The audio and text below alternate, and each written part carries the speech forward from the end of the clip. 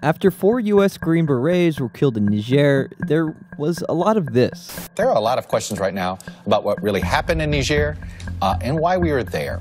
Niger is in the Sahel, the transitional region between the Sahara Desert and the rest of sub-Saharan Africa. The Sahel, along with most of West Africa, is also a major hotspot for terrorism.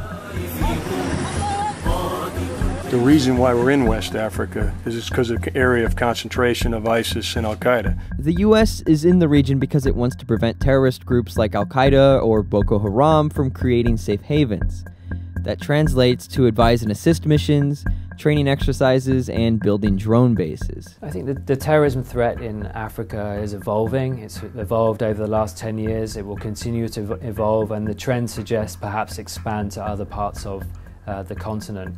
Therefore, I expect the US presence, the military presence on the continent to evolve and expand as well. Richard Downey is the Deputy Director of the Center for Strategic and International Studies Africa program. I spoke with him about extremist groups in West Africa and the Sahel, their future, and what that means for the US presence there. The trajectory is going towards having more of a military presence in Africa.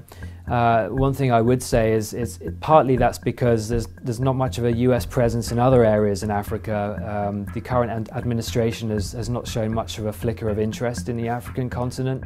Now the future of this town is in the hands of an armed group that says from now on all institutions have... Terrorism in this part of the world isn't a new phenomenon. Al-Qaeda-linked Islamist insurgents took over the Malian city of Timbuktu in 2012 and declared an Islamic State, essentially a precursor to the Islamic State we saw ISIS proclaim in Iraq and Syria. A lot of the terrorist groups operating in this region are very opportunistic. Ideology hasn't always been that prominent a factor in the kinds of operations and activities that they're engaged in, and there's a whole lot of crossover between what you would call terrorism and what you would call basic criminality.